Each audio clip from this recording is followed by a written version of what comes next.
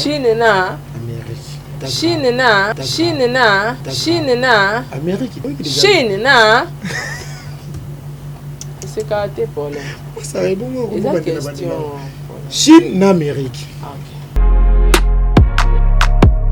Ici la zone esprit de domination. Nzambe mutapesa ba esprit de domination. Esprit ma prophétesse bagay avec bondoki na ezati. Te ma prophétesse yemoko mo pongo. Bon, tout cha voice ya ange moko. Voilà. Mon nez là même massa rapport. Ya za ba preuve. Ya na prophétie sans preuve. Ngasko ange Michael preuve. Ngasko ange Michael. Ngana na ba prophétie na ngana ba ange. Na prophétie na ngana ba photo. Na prophétie na ngana ba photo. Na prophétie na ngana ba photo. Wana nyosu ba ange batu ba pienga. To cha kaka Voilà. Toyoka. Bonjour maman Sarah. Ngai navani en Angleterre. En tout cas, soko moni na bengio. Eza par rapport ya analyse nazo yoka sur la prophétesse oyo azoloba makambo mama Sila, la prophétesse oyo azoloba makambo mama Sila, la prophétesse oyo azoloba makambo mama Sila. En tout cas ezopesanga kanda ezotouchenga makasi. Mama mwana mwasi oyo azopesa ba prophétie wana, je la connais très bien. Aza mwana moko mabe, prophétesse ya lokuta. Aluka ba live na ye, aluka ba view na ye, asala mwa nini. Donc asa ni business na ye za mwana na mwa aluka mbongo na YouTube. Cette fille a détruit, elle est venue, maman sœur moko awawa en Angleterre.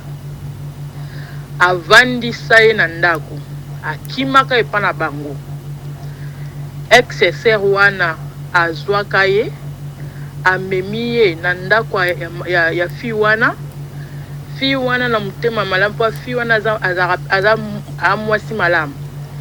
Fi wana na mutema malamu na ye andima mwana na ndako andimaka na ndako a condition que mobali na ye oyo bazalaka na ye papa ba na ye pa bakabwana déjà.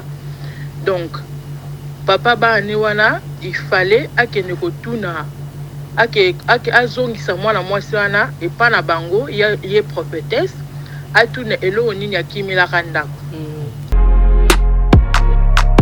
Did somebody say that Majabu Gospel is coming to the United States? Yes. Majabu Gospel is coming to America. Pour la toute première fois, Majabu Gospel aux États-Unis d'Amérique. On the 16th of January, it is happening in Portland, Maine.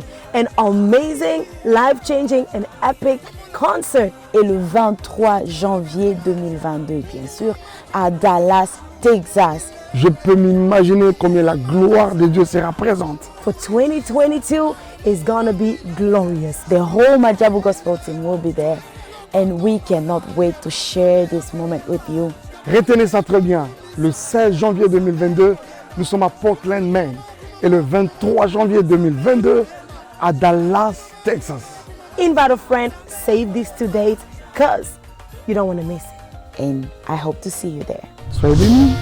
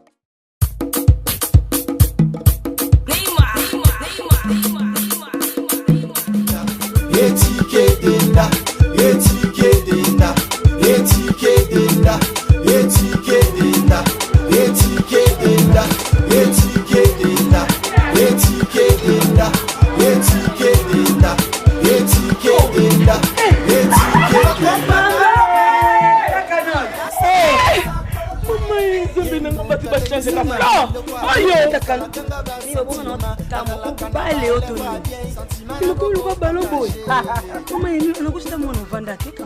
Na telema na toza awa tai. Toza awa tai ya maman Nicole Malonga. Donc Aza partout dans le monde. Oh. Toza tai le makambe. Maman Nicole Malonga. Bima hata sula milaite.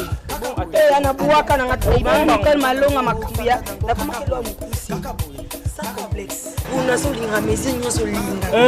Solinga ekokayo. Kota papa. Nebiso. Yasika Eye. Avec la nouvelle formule de la pommade Toza Awatai, une pommade à 100% satisfaction, une pommade à base de plantes naturelles, et là pour vous satisfaire bien sûr le femme, et là pour vous mettre en valeur, pour vos agrandissements de fesses, seins, mollets et hanches, la pommade Toza Awatai est là pour vous satisfaire. Et les hommes, on ne vous a pas bien sûr oublié, la pommade Toza Awa est là pour vos agrandissements et allongements de pénis. Nous sommes sur www.tozaawatai.com.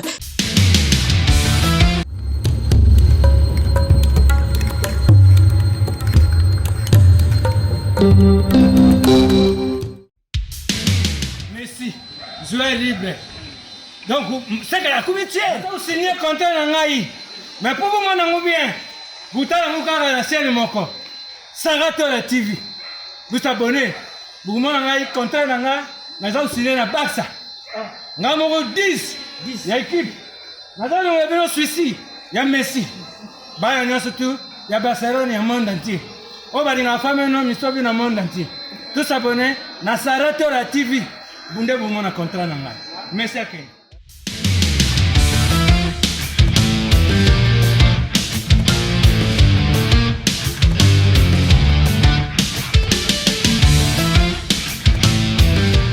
Bienvenue sur Sarato la TV, chaîne Abino d'actualité, chaîne CP Sarabino, chaîne P Sarabino, image ya kitoko, chaîne P Sarabino, information na source vraiment à Watoko Sarate te le baga toujours au solo. Merci na ba abonné na biso pour la confiance pe fidélité pour pesa biso bozalaka wana pour na kolanda émission na bino vérité bo pe bo partager yango bo imakape commentaire et ça la vraiment bien na ko sepela na ba nyonso baza déjà na commentaire wana vraiment merci na bino pour na musala kitoko pe boko tsa biso na banda ko na bino santo senga bino vraiment merci pour na yango ba nyonso ba na émission ti beaucoup déjà émission bandi vérité présentée par Paul Mukendi mon asuka e ba Mukendi nyonso yango yo e bandi bokoto merci na équipe technique Bondeli babi technicien nanga du moment ingénieur Axe babi mona mwindo derrière la caméra merci na Bondeli pensez que pourquoi pas na 10 000 mondo porte-parole à Mokonzi CG Jonathan qui vous na 10 mibali CG ya moto CG ya Mokonzi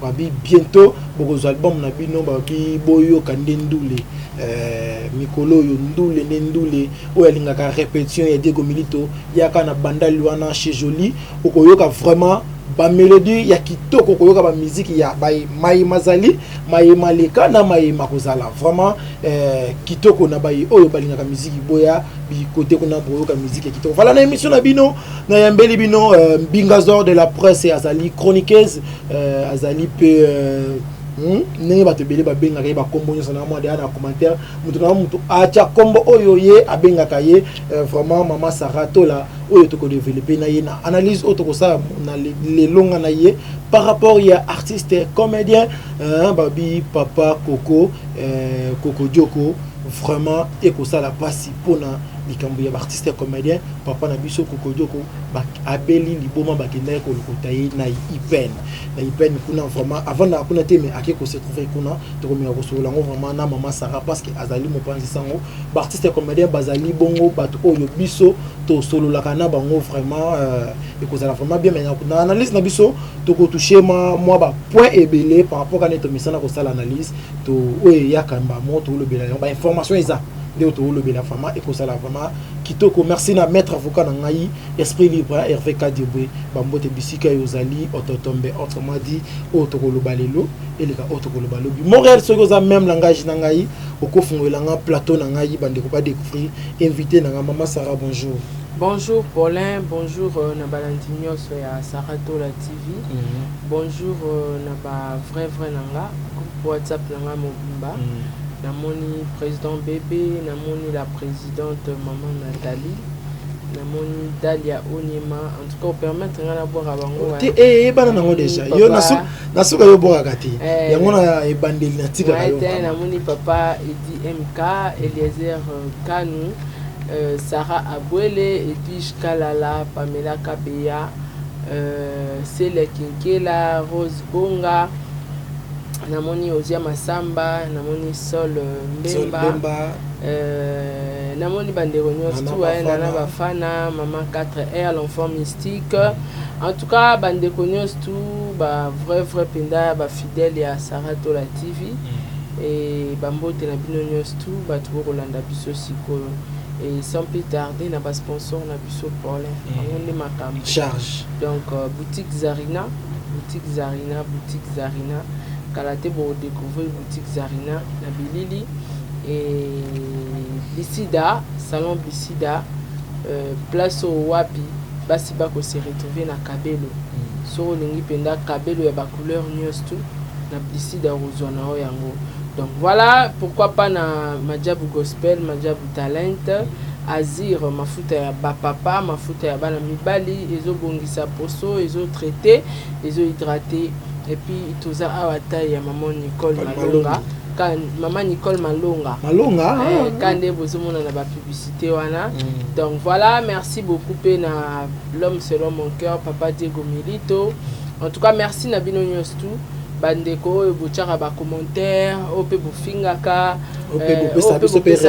conseil surtout ba remarque toi na vraiment besoin parce que na vie il faut osana mutumo aloba no kité au sali mabe pour que obongisa to o améliorer. Voilà, merci beaucoup na axe derrière la caméra. Merci pour l'invitation. Voilà, merci maman Sarah pour ma invitation à Bisso.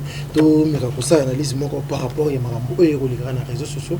Lobby to sala une émission par rapport à maman prophétesse sur pesa qui ndiko na Bisso ya moi sister na Bisso aussi la prophétie par rapport à Marambo le baki pour na éviter yo anteke mo panzi sango makambo na nyoso liki Suisse nango zande suite toye bandeni Paulin eza pas sipotoye ba suite parce que nga avanda na sila te na vanda na prophétesse wana te no ye ba suite ndeni kota na ba commentaire bande comme juste bazaye ko finga ye ba msupe bazwa appuyer yo antaki mo pensa analyse bazwa ba finga na prophétesse bazo finga prophétesse wana ba msupe bazolo ba ko zala eza ya solo on n'a pas de preuve.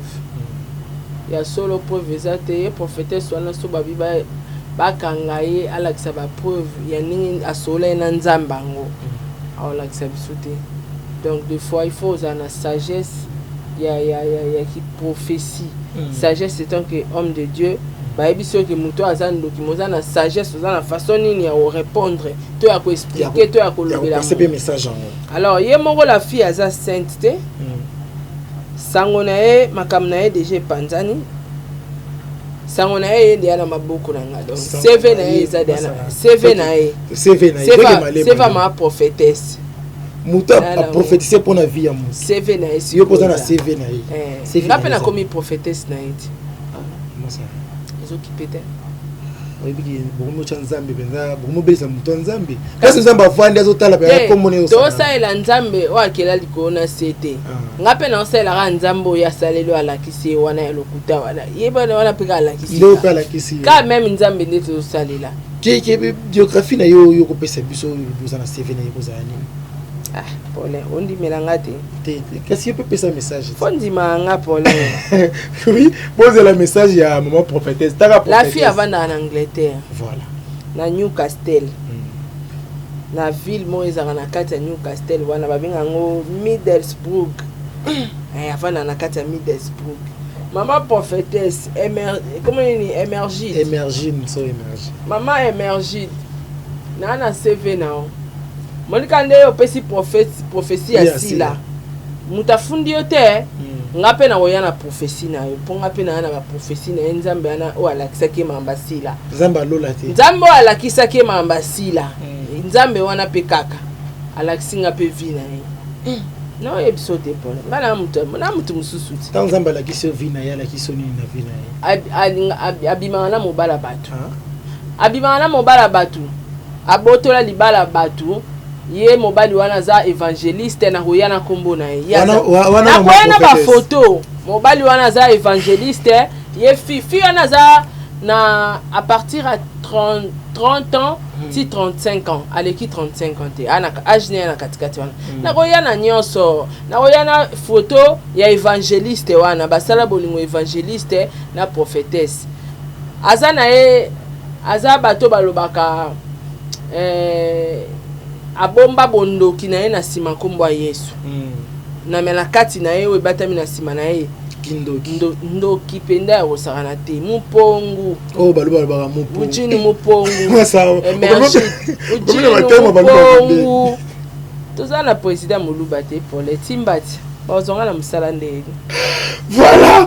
Et bien je dis mupongu. C'est-à-dire kindoki quoi. Comment Sarah? Olobi au possible biso ka ba adresse. Mais prophétie ozo calé. Tes prophéties. Vérité. Ngana to sala na ba blague ba prophétie. Ngana roya Paulin et ozala live. Prophétie sincère émergée. Pas photo na ezawana. Na bandi konyata. Na zo nyata na ba photo. Na zo nyata na. Tout ça la prophétie. Yé prophétie asi la chakini. Ache bani. Ache ba photo si. Ibongo siko. Ngapi to na roya na prophétie na évangéliste ngoye totiati photo. Wana bayana tag na mobile. Mais mobile le mambo azati. Évangéliste photo yeba. Papa évangéliste, photo découvrir papa évangéliste. Photo mona photo yeba. Yenda oyesa biso, omane évangéliste soko mitali na réseaux sociaux. Pe jour on a fungwa téléphone na ba abaku so ba fingi na mwasi na o. Okola papa njoko na fungwa téléphone. En tout cas ba abaku nyo ces message. Ax wa jalou nanga. O filmer nga na pesa message na ngo koti nga Paulin Poani. Ah. T'es émission nanga. T'es émission nanga. Biso yo invité. Nga invité. Os invité on va donc konza. Nga na s'adresser na Abakouk. Voilà. C'est mbelanga. OK mbelanga pona ba fana sila. Ah. To wela ba fana sila tie. Les Abakouk. Rendez-vous à ne pas manquer. Lobby samedi. Le samedi, c'est tout le dimanche sur Saint-Esprit Roya. C'est le jour où on peut avoir la prière, il y a beaucoup de prières. Bon, calculé. Dimanche, nous avons un spécial live. Nous avons une prophétie pour la prophétesse au émergé. Tout c'est le moment où tu te Tika, et puis il y a une prophétie. Claire. Prophétie, au sommet de la prophétie, nous avons une prophétie dans la preuve. Au sommet de la Nzambe. Ngala royana ba voice ya Nzambe na so professeur Nzambe na koyana te na zo ya na ebo ya professeur ya kina ngwezaki ya bata mokili eza na ba comédienne bat bana sima na ye batindie ye pa kozwa prophétie wana kaka c'est que tu comprends bien maramutu ya le bien eza na bato clique ya bato mo eza na sima na ye ba complexe asi la Paulin eza kana ngo bongo eza bongo eza logique. So ozana ba master bosara musala moko ekeyo penda ke ozo avancer telemisi mutu ba osangelo bolingo te ezali kambo domination ma prophète Salvaïdi domination na yangona mutu boti moi likunya ali mais yeba mutu tu azana esprit ya Nzambe azana domination tout pole waza pena esprit ya Nzambe ana domination Bible lobby na pesi bino pouvoir ya ko marcher ya ko dominer. Surtout les mauvais esprits. Kasi batuto baza ba esprit faible, baza na esprit mabe. Ici la za na esprit de domination. Nzambe mutapesa batu esprit ya domination. Esprit ma prophétesse bagi avec bondoki na ezati. Te ma prophétesse yemoko mpongu. Bon, tout cha voice ya ange moko. Voilà. Mon nez là ma ça rapport. Ya za na ba preuve. Ya na prophétie sans preuve. Parce que ange Michael. Ngana na ba prophétie na ngana ba ange na prophétie na ngana ba photo wana nyosu ba ange batu ba pienga to chakaka voilà toyoka. Bonjour maman Sarah. Ngai na bani en Angleterre.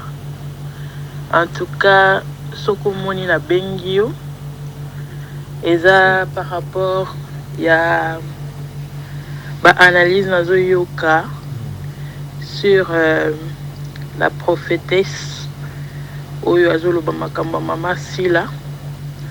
En tout cas, ils ont pesanga kanda, ils ont touché à makasi. Maman, moi si Oyo Azo pesa ba prophétie wana. Je la connais très très très bien. Aza mwana moko mabe. Prophétesse ya lokuta. Aluka ba live na ye, aluka ba view na ye. Asala moi nini. Donc asa ne business na ye za mwana na moi aluka mbongo na YouTube. Cette fille a détruit, elle est venue, maman sœur moko awawa en Angleterre. Avandi saye na ndako akimaka epana bango ex-sœur wana azwaka ye amemi ye na ndako ya fi wana na mutema malamu po fi wana aza amwasi malamu fi wana na mutema malamu na ye andima mwana na ndako andimaka ye na ndako a condition que mobali na ye oyo bazalaka na ye papa ba na ye papa kabwana déjà. Donc papa ba ni wana il fallait akene kotuna azongisa mwana mwasi wana epa na bango ye prophétesse atuna elo nini akimilaka ndako. Mais azongi asalaka oyo sengelaka sala te. Donc avandaka na ndako mwa mwasi wana asimba alutu te asukolaka sani te baolamba aolia asala eloko te. Na nsima nango abimaka na mobala ya fi wana ma prophétesse abimaka na mobala fi wana nzamba zawa basala ekiri bango mibale mobali soi-disant évangéliste nani ye mwana wana soi-disant prophétesse. Donc basala Dieu moko awa ezaka terrible.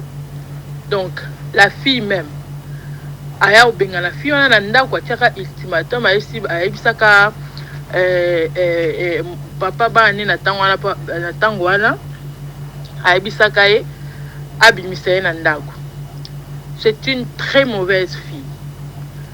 Prophétesse alukuta kobima bima na ndako azaka ko wangana ke abimala mobali wana te. Mais kobima bima na ndako apanza sango partout que frère wana mobali ya fille wana azaka kobima na ye azaka kolinga ye.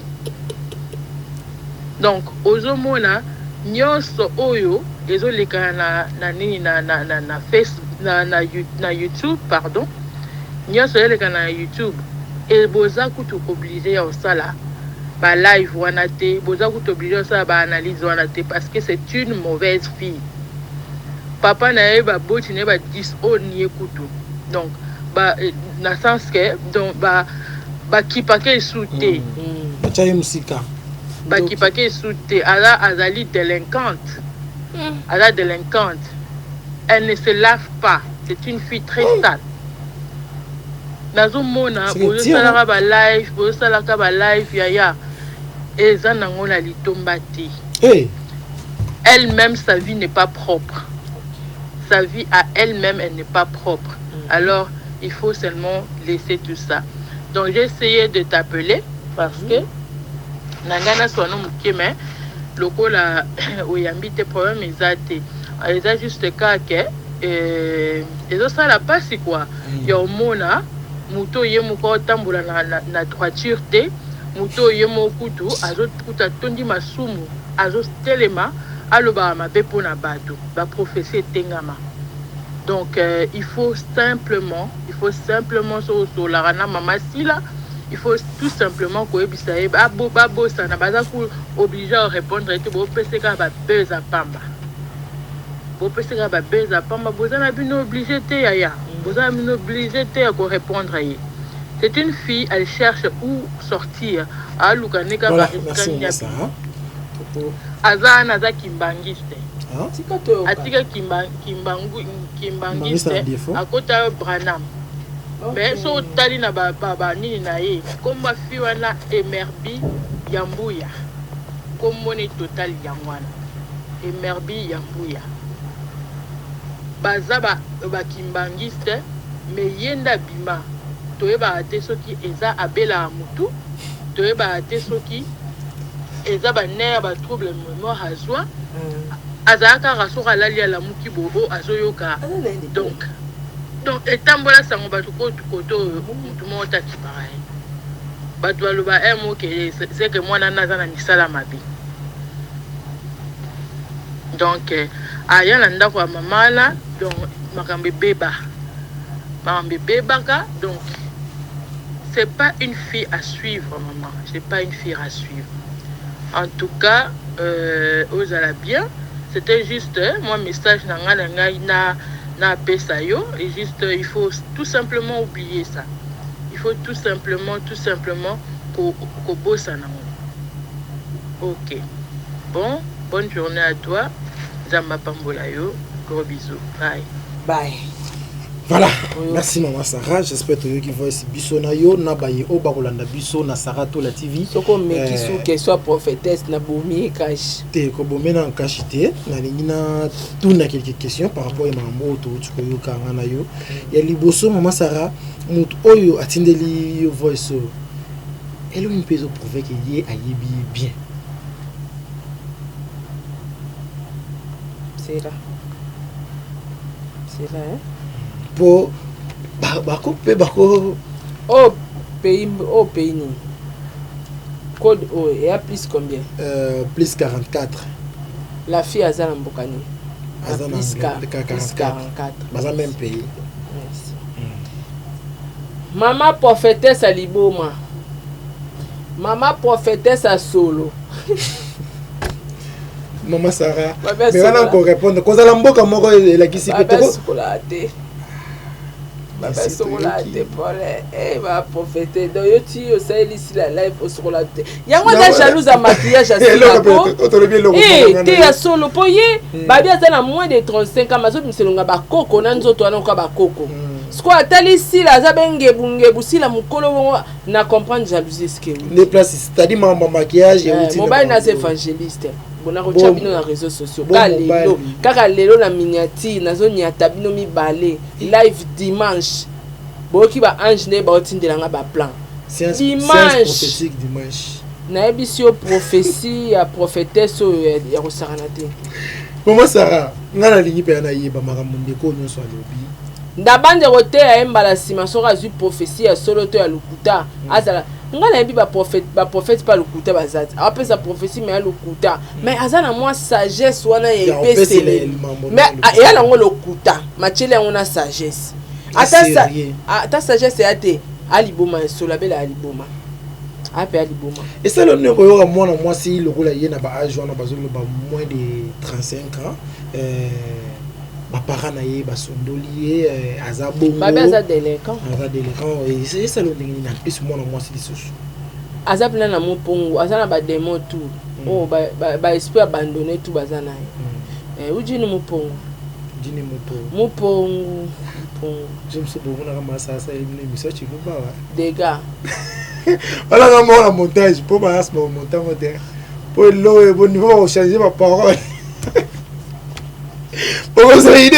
Voilà, merci maman Sarah de ce évoluer vraiment na yo bon continuer ko s'abonner, bon continuer ko partager, bon tirer la rabis sur ba commentaire et ça la moi et ça la moi bien et mon retour le but au c'est qui et ça la vraiment kitoko maman Sarah to zo dossier ya artiste et comédien na biso papa Coco Dioko papa Coco ni ba mesana ko benga ye lelo a se trouver liboma na ipel côté ya vanda raté mais bato baki ko côté kuna antaki mon panzi ça mon liste ni mon contrat par rapport ya basali bien problème Laura ba memie na scène PP et ça bien parce que kuna ba luka moyen ya retraité au lieu ka telengana na place liwe ki ne ko kumbela eto éviter au lieu ka telengana ba c'est que loko ya pas c'est qui biso ba panzi sango to komi ko filmer ba vidéo miki to publier na ba dans ma TikTok na ba page polémique pour na ni to ko sambusaka moto asepesaka biso et bembe kutu ba sambusango et bembe ba sambusango nudité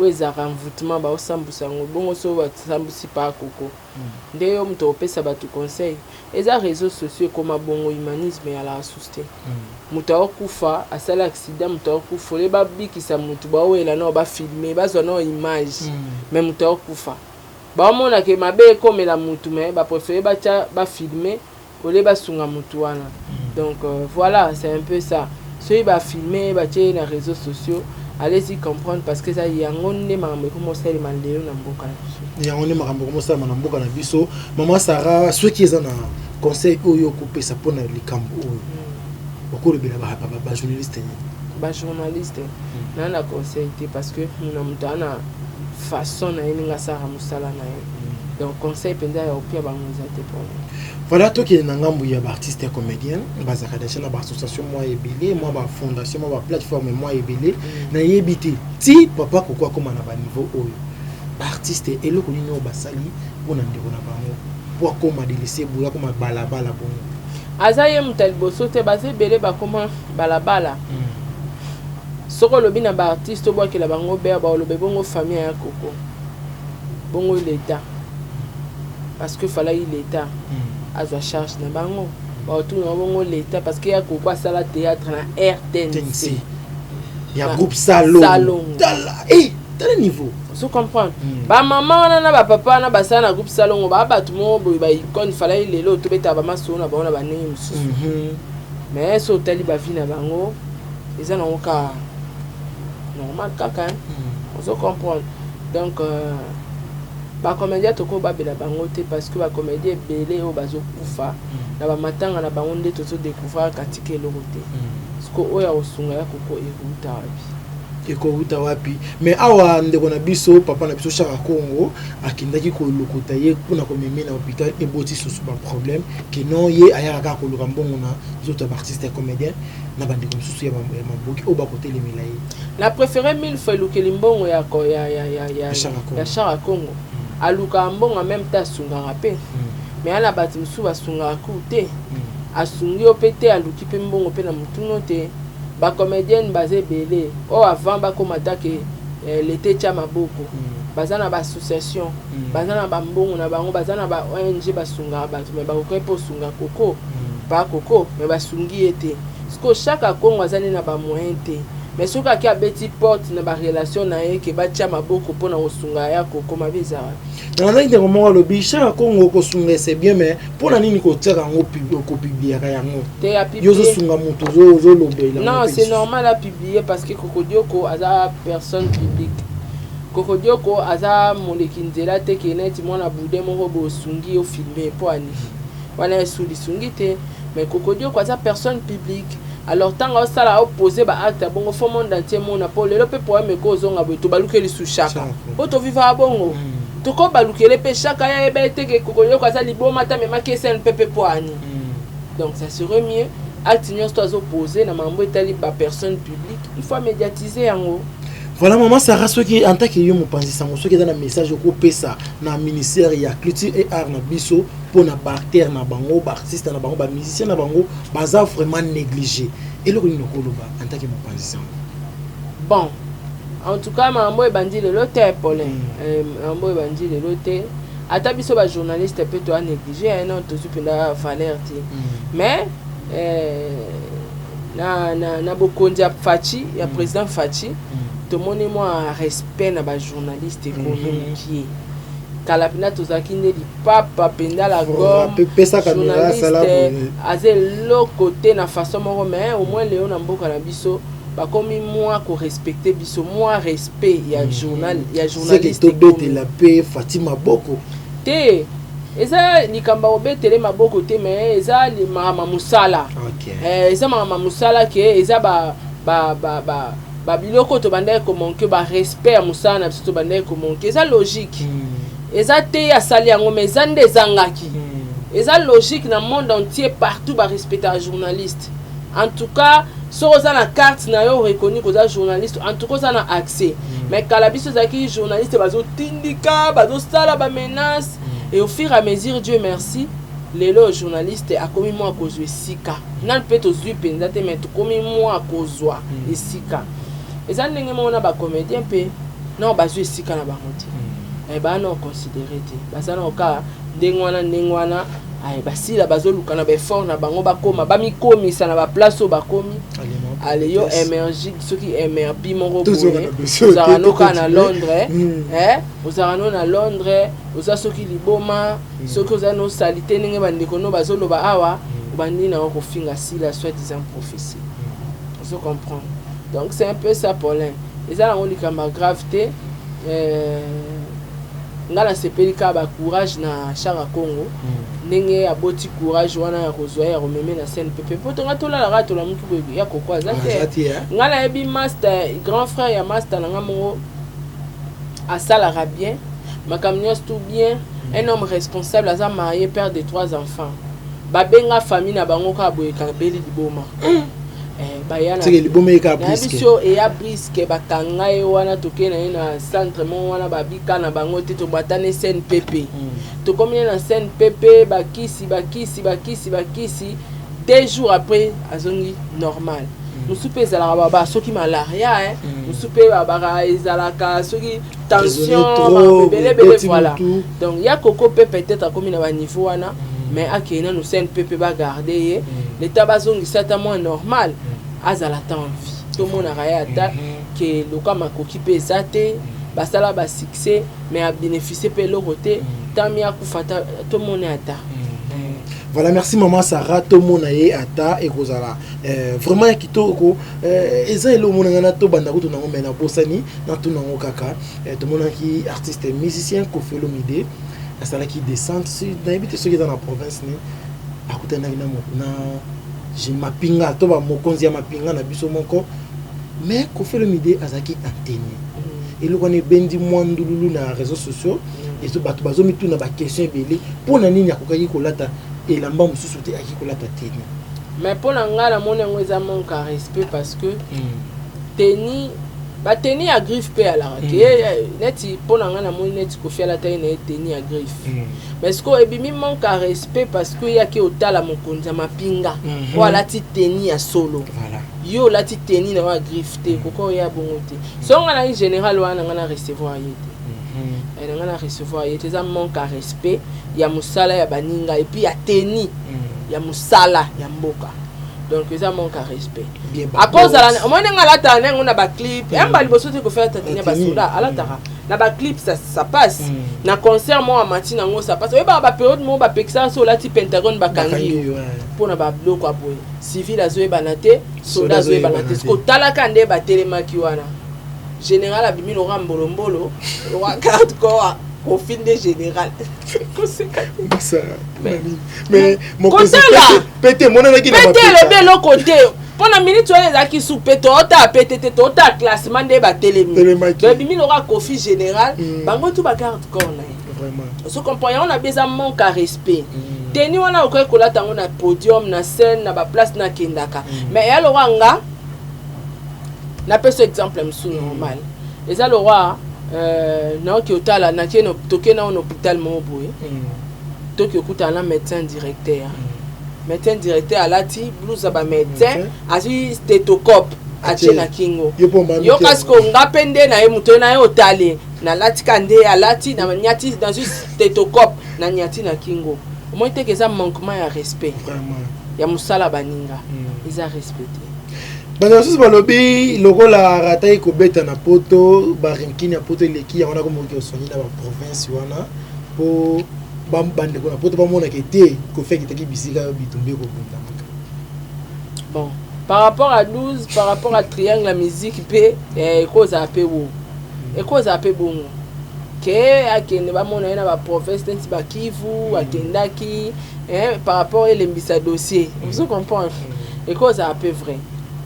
Mais sinon à beti mabeka kotate ni bon a habité général bon a habité pour ceux qui ba général na biso na ba Congo a obigata na bureau no komate déjà ba garde na ba osenga o ki changer teni et ba lo bano en tout cas général akoyamba o boete il faut changer teni arabe na teni na yo ya ville costume nini to la tata teni na wa scène ata ba jeep na lata wana ba basi wana vi ba poche alatina tango alatina ba blouse na ya ba momi que kolata teni ezanga mona on manque respect franchement ninga vraiment par rapport il y a artistes il fallait assembler les 12 si je crois bien les 12 les 13 les 13 est-ce que pour ton côté de décembre à aucun de toi qui ah les 12 oh il y a décembre tout ça il y a décembre ako que toi banzambe te poto e ba okende ou pas mais comme toi koki okende comme tu pas kokende te Paul le rôle de qui n'engambu ya musique maman Sarah non mais retourne un peu moi question mon les trois maestro Faruga c'est Fabi dans Lyon et éviter concert za gagner les mais ba tchia ba poser les trois est-ce que aux ana le bon ko par rapport ya bande on a biso baza libana ya mboka pour un concert ya Fabrigas na éviter la confirmation en ngote mais le ba annoncer qui yango que le 3 décembre ce qui concert ezali pas de soutenir ka qui tire mboka na biso ba soutenir EPK. Toye la dossier ya Chine na Amérique maman Sarah le photo ya ba vérité maman Sarah ta la caméra Chine na Amérique Morel na longola nga pa na plateau tshela nga peza maman Sarah Chine na Amérique ah sekonde likambo de kita Chine na Amérique te Chine na c'est caractère pour là ça est bon on question Chine na Amérique OK Yvette na Karine nengo lingito tanga bongo non na bango mibale na makambo na bango e kolika na réseaux sociaux maman Sarah soki mutu moko pesa mutu moko forte tala caméra non condamné Yvette pona ni me condamné Yvette côté la Karine te vous allez pour mutu te non condamné Yvette parce que na Yvette na Karine mutu toyebi à sa fille a buzzé et fille a des problèmes, a des problématiques, ils ont Yvette. Alors Yvette a zaki na maîtrise et Pelé a remaîtriser affaire au ya maramba libala ya grâce nenga kendaki nenga ba chinois ba finga ke na chaîne la Karine parce que ba meilleur ami parce que bango baza ba master ya média te baza ba master ya ba avant média c'est différent na biso to yo lokota ba camarade na média alors pour na trahir master ya avant média za moi passé mais entre biso na ba beza wa na hola la pena la muki ba lobi na clasher sous Karine vous comprenez toi ba master ya média mais tout ça ba master avant média pour avant média moi culpabilité rosala moi qui bon moto humanisme au sala moi soni qui camarade nga to vivana to ebani ba parents vous comprenez et nandima ite que il fait encore même Karine là mais boy parce que mambo il va ta salle déjà Karine de toujours s'attendre à ça la Yvette mais match comme le contraire là moi ils ont condamné na batamso na ba commentaire ba ko lo ba eza pour ozana ba problème na été on a condamné pour mikolo de yo soigner za dia na ngamba Chine tengana na Chine tengana Irak ngana bombarder partout donc na ko bombarder na boaki ba bombe na Chine na boaki ba bombe na Amérique so pour ni yo o mita ozana kati pour na o bombarder te ponga na kirite na rapé na bango bana ba kirite bana ba soutien ye koto wana ba soutien ba américain et koto wana ba soutien ba chinois parce que ngana na soutien te nganga moko Irak ba bombe retardée tunga mona na ngona nzoto na ba missile donc so une fois cerveau et balukiawa na bandi ko boire ba bombe. Voilà, merci maman Sarah to komi vraiment na suka dernière question pour to kabonanga na yo maman Sarah Karine mokoza memela biso ba base ndenge bato babengaka kaye mama youtubeuse mais lelo ba base e bota likunya ba base e komina e baluka na ebité un mot par rapport ya Karine mokonzi ya style na ya yela biso Karine face à l'émission a expliqué biso buzz parce que Karine ayaka na ba base et puis Karine ara maele Karine azofinga batu bakoko dia nzombo yebisanga tanga ofinga mutu koko dia nzombo nana oyebaki akofi Karine a surnommé batu Batantine Fanny bakoko dia nzombo e ba muchopi vous comprenez quelque part et là que ça qui y a zéro sala base na e penza pour ça la succès aye bana comme place au ya comme mais jamais pe Karine azara avandika bo abanjo kota ba vie privée batu ya zara na ba guerre à musique ya zara lingo za ba guerre affrontement na ba musicana vous comprenez mais les loyo comment on est contraire hein Paulin tola muka Hey, ya sike kotie. Nazui mutakala ya nani ya mama nani en Allemagne.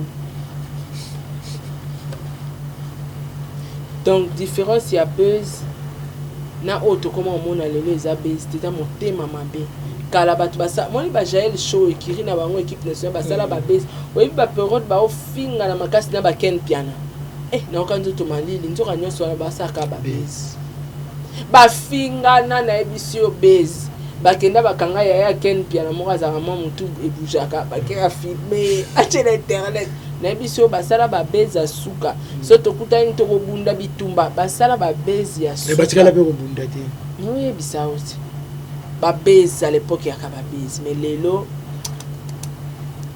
eza pe amote ya mabe kala omona Karina zo finga Mike Lokamba mais oyo kate Mike Lokamba abule asani ba bloquer chaîne kuna pe ba finga koto donc ozomona ke ezaka oyo pe mutu amema muninga parquet te parquet pe ezalaka te à l'époque nana omema yo to sa base te eza base eza internet nde toloba internet eza existé siko tolobango eza existé par rapport à eza mboka ya base eza mboka ya baserie te soko oza serie koya réseaux sociaux te po kobela attention mais lelo eza souvent lelo eza souvent lelo eza susu bongo te ekomi na baliwa na kati ekomi na bambasu na balèvement na bapoison voilà vraiment c'est-à-dire qu'il fallait Karina Zonga ya expliquer biso Karina Zonga ya expliquer biso ba base o ya sala na o to mona lelo to benga.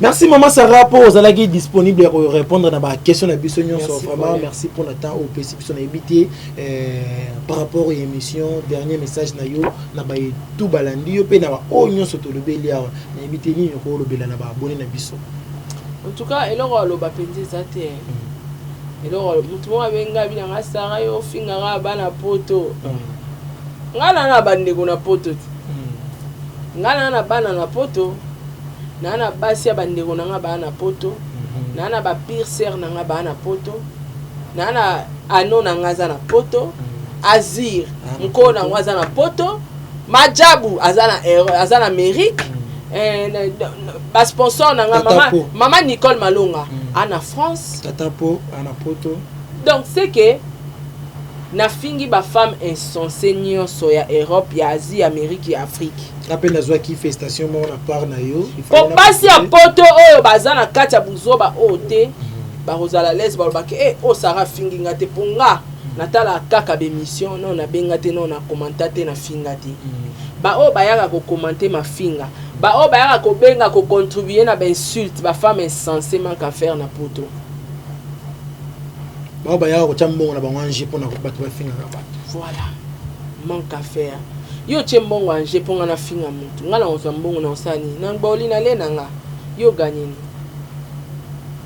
ata pe na fingi mutu ana o gagneni etini o bénéficier nani donc lo nanga na lo bakaka to généraliser basi nyonso ya poto ya Afrique ya Amérique ya Asie ya Europe ba femme insensée parce que sur 100% tozaka ata msutu na 10% nde ya basi ya solo ba o réfléchir ba lukala ou lukala basi msuba na poto wana ba osala ba mafuta ezotekama ba osala ba produit à amaigrissement de ventre ba te ezotekama wana tout ba sponsor nanga ba okota a mikolo vous comprenez basi baso kende baso fa na ba bureau baso travailler donc bino sko bo vandelika bo contribuer na ba live na mafinga non c'est décevant. Merci Maman Sarah. J'espère déjà que vous dédicace dans ce que vous avez raté parce que déjà au Borakine Bandé. Na Borakine Tuaka. Vraiment yo de Tuako betaki déjà. Merci merci na ba abonné na biso nyonso ya Sarah Tola TV. Ceux qui vous sepelaki na image bo pesa merci na tonton Bondé